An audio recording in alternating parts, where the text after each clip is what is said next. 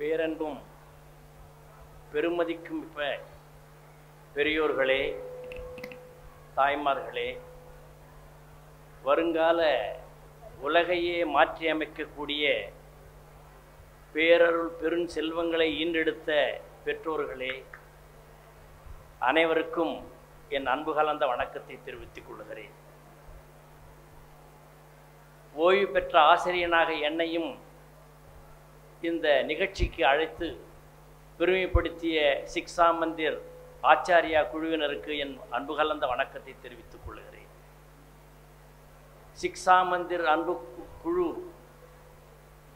அதனுடைய எண்ணங்களை எல்லாம் பார்க்கிற பொழுது வானத்திலே பறக்கிற எண்ணம் எனக்கு தோன்றுகிறது.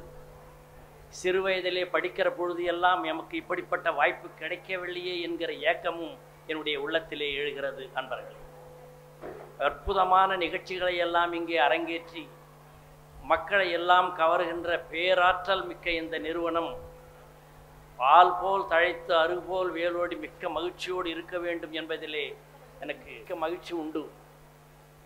ஆச்சாரியா குழுமம் என்பது பார்க்கிற பொழுதுதான் கல்வியோடு ஆன்மீகத்தையும் சேர்த்து கொடுத்து இந்த ஆச்சாரியா கல்வி குழுமம் ஒரு ஆலயமாகவே திகழ்ந்து கொண்டிருக்கிறது என்பதை எண்ணுகிற பொழுது நான் மிகவும் பெருமகிழ்ச்சி அடைகிறேன். அதனுடைய உறுப்பினர்களையும் ஆச்சாரியா குழுமத்து நாடி நரம்புகளை எல்லாம் மகிழ்ச்சியோடு வரவேற்கிறேன், ஆசி கூறுகிறேன். அதற்கு இதயமாக விளங்குகின்ற அதனுடைய நிறுவனர் சகோதரர் திருமிகு அரவிந்தன் அவர்களை எண்ணி பார்க்கிற பொழுது என் உள்ளம் பூரிக்கிறது. இப்படிப்பட்ட ஒரு நிகழ்ச்சிகளை எல்லாம் கொடுத்து வருங்கால இந்தியாவிற்கு உரிய நல்ல குடிமகன்களை தயார்படுத்தி கொண்டிருக்கிற திருமிகு சகோதரர் அரவிந்தன் அவர்களுக்கு என் நன்றியையும் பாராட்டியும் தெரிவித்துக் கொள்கிறேன். அன்பர்களே, குழந்தைகள் வளர வேண்டும் என்பதற்கு முக்கிய காரணமாக இருப்பவர்கள் பெற்றோர்கள்தான். அதிலேயும் முக்கிய பங்கு வகிப்பவர்கள் அதை பெற்ற தாய்மார்கள். முதலிலே அவர்களுக்கு நம்பிக்கை வர வேண்டும். அந்த நம்பிக்கையின் மூலமாக குழந்தைகளுக்கு நம்பிக்கை என்கிற பாலை ஊட்ட வேண்டும் என்பதுதான் இந்த நிகழ்ச்சிக்கு உரிய முத்தாய்ப்பு. அன்பர்களே, நம்பிக்கை என்பது முதலிலே வருவது தாய்க்கு. தாயிடமிருந்து தான் குழந்தைகளுக்கு நம்பிக்கை வளர வேண்டும். அந்த நம்பிக்கை என்பது ஒரு மரத்தினுடைய ஆணிவேரை போன்றது என்பதிலே எனக்கு எந்த ஐயமும் இல்லை. அந்த நம்பிக்கையை ஊட்டுவதற்காக பல நிகழ்ச்சிகள் நம்முடைய நாட்டிலே நடந்து கொண்டிருக்கின்றன. ஒரு சில முக்கிய நிகழ்ச்சிகள் இரண்டை மட்டும் எடுத்து கூறி உங்களிடமிருந்து விடைபெற்றுக் கொள்கிறேன். அன்பர்களே, ஒரு சமயம் நீலகிரி மலையிலே இருக்கக்கூடிய தொட்டபெட்டாவுக்கு என்னுடைய மகிழ்ந்து சென்று கொண்டிருக்கிற பொழுது ஒரு 50 ஆண்டுகளுக்கு முன்னே அதனுடைய பாதை எப்படி இருக்கும் என்று எண்ணி பாருங்கள். இன்றை போல ஒரு சுலபமான பாதை, எளிதான பாதை அந்த காலத்திலே இல்லை. என்னுடைய மகிழ்ந்து சென்று கொண்டிருக்கிற பொழுது அருகிலே இருந்த ஒரு மலையிலே ஒரு சில வாக்கியங்களை நான் கண்டேன். Yes yes yes you can, millions have.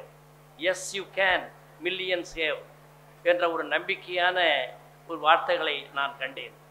எப்படிப்பட்ட இடத்திலே நாம் ஏறுகிறோம் என்கிற நம்பிக்கையோடு அதை ஏற முடியும், அங்கே நம்முடைய எண்ணங்களை எல்லாம் பதிவு செய்ய முடியும் என்கிற எண்ணத்தோடு வாழ்ந்து கொண்டிருக்க வேண்டும் என்பதற்காக அந்த வாக்கியங்களை நான் கண்டு இன்றும் கூட என் உள்ளத்திலே அது மகிழ்ச்சியை ஊட்டி கொண்டிருக்கிறது. அந்த ஒரு நம்பிக்கை ஒவ்வொருவரும் உயர்கிற பொழுது கொடுக்க வேண்டியது பெற்றோர்கள்.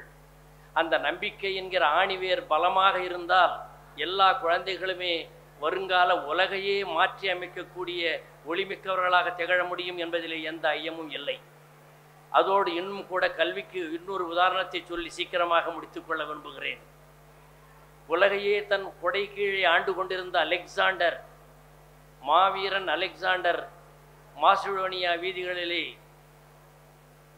போர் உடையோடு நின்று கொண்டிருக்கிறான். அந்த மாசிடோனியா மக்கள் அவர்களை கடந்து சென்று கொண்டிருக்கிறார்கள்.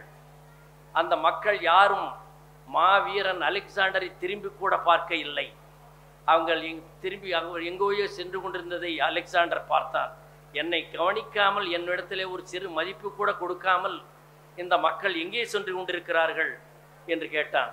அங்கே டயானிஸ் என்று சொல்லுகின்ற ஒரு பேரறிஞர் அங்கே இருக்கிறார், அவரை பார்க்கத்தான் இவர்கள் சென்று கொண்டிருக்கிறார்கள் என்று சொன்ன. அப்படியா, என்னை விட அவர் பெரிய உயர்ந்தவரா? அப்படி நான் அவரை பார்க்க வேண்டும், அவரை உடனே அழைத்து வாருங்கள் என்று சொல்லுகிறார்.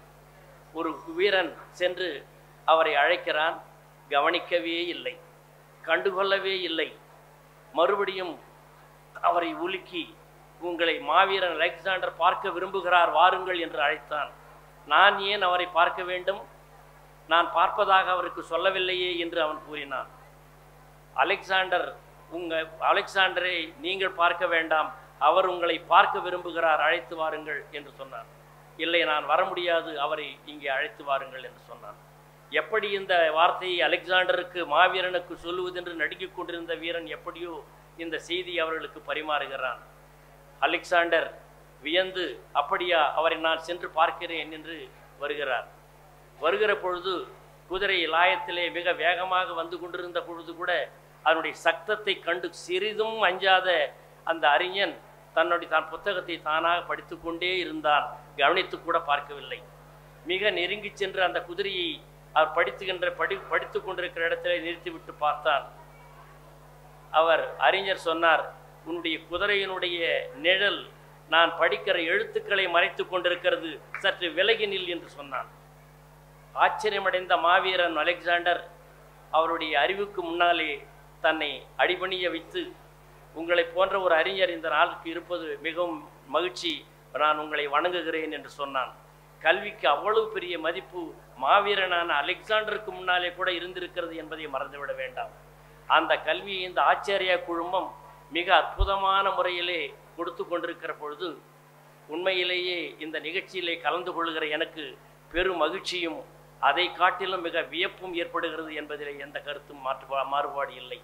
அன்பர்களே, நம்பிக்கையும் கல்வியும் காலம் முழுவதும் எல்லோரை விட நம்ம முன்னே வந்து நம்ம எல்லாம் வழிநடத்தக்கூடியது என்பதிலே நீங்கள் கவனமாக இருங்கள். கல்வியிலே கவனம் செலுத்துகிற பொழுது அதை எப்படி கவனம் செலுத்த வேண்டும் என்பதற்கு ஒரு சில தியான முறைகளையும் ஒரு சில பயிற்சிகளையும் இங்கே கொடுப்பதை பற்றி நான் பார்த்தேன். அந்த பயிற்சிகளும் அந்த தியான முறையும் உங்களை மேலும் மேலும் அதிலே ஒருநிலைப்படுத்தி கல்வியிலே மேம்படைய செய்யும் என்பதிலே எந்த ஆச்சரியம் இல்லை. இந்த கல்வி நிறுவனத்தை ஆலயமாக நடத்தி கொண்டிருக்கிற சகோதரர் அரவிந்தன் அவர்களுக்கு என்னுடைய பாராட்டுதலையும் மகிழ்ச்சியும் தெரிவித்துக் கொள்கிறேன். இந்த சிக்ஷா மந்திர் பெற்றோர் சங்கத்திற்கு எம்மையும் அழைத்து ஒரு கௌரவத்திற்காக எல்லோரும் சார்பிலே என்னுடைய மகிழ்ச்சியையும் நன்றியும் தெரிவித்துக் கொண்டு விடைபெறுகிறேன். நன்றி, வணக்கம்.